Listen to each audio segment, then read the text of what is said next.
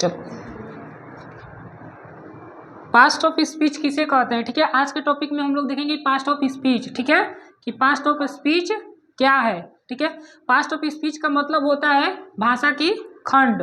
ठीक है, अब देखो पास्ट ऑफ स्पीच कहते किसको है। तो कभी भी जब भी हम लोग कोई भी वाक्य बनाते हैं, कोई भी सेंटेंस को बनाते हैं, तो उसमें जो शब्द होते हैं, तो शब्दों के मेल से हमें क्या प्राप्त होता है, वाक्य प्राप्त होता है।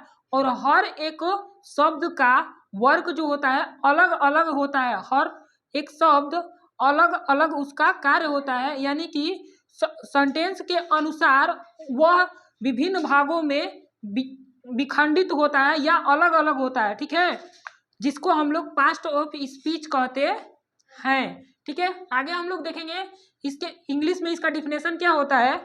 तो word are divided into various part और class according to function they do in a sentence. ठीक है, शब्द के अनुसार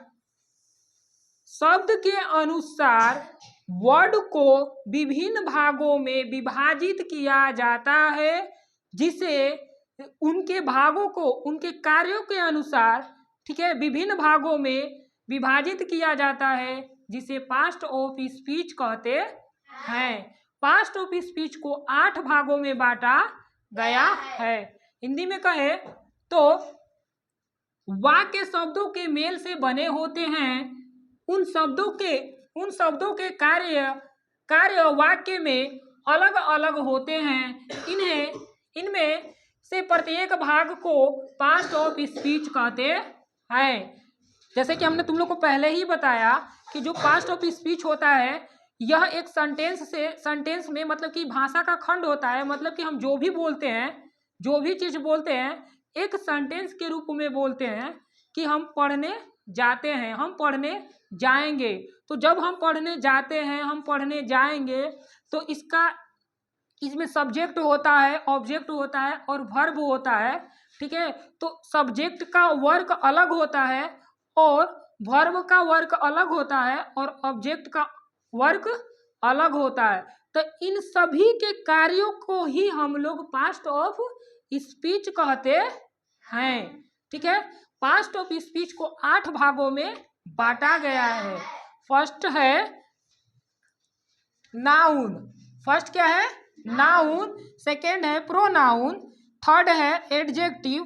फोर्थ है वर्ब और 5 है एडवर्ब। 6 प्रीपोजिशन। 7 कंजक्शन और 8 है इंटरजेक्शन। हिंदी में कहा जाए तो नाउन को संज्ञा कहते हैं, प्रोनाउन को सर्वनाम कहते हैं, एडजेक्टिव को विशेषण कहते हैं और वर्ब को क्रिया कहते हैं। एडवर्ब को क्रिया विशेषण कहते हैं और प्रीपोजिशन को संबंध बोधक अव्यय कहते हैं। कंजक्शन को समुच्चय बोधक अव्यय कहते हैं और इंटरजेक्शन को विषमदेय बोधक अव्यय कहते हैं। ठीक है, तो पास्ट ऑफ स्पीच को कितने भागों में बांटा गया है, 8। पहला, दूसरा, तीसरा, चौथा, पांचवा,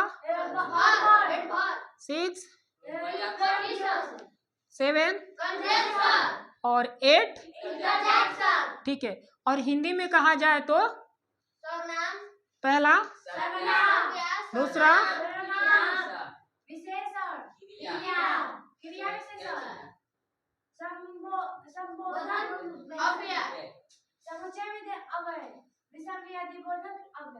ठीक है। तो ये 8 प्रकार। अब तुम लोग से पूछा जाएगा कि नाउन किसे कहते हैं। What is noun.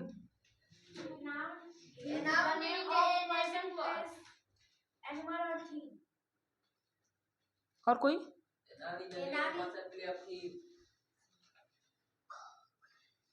चलो ठीक है, देखो, जिसका नाम हो, ठीक है, जिस वस्तु का नाम हो उसे हम लोग क्या कह सकते हैं, नाउन, संज्ञा।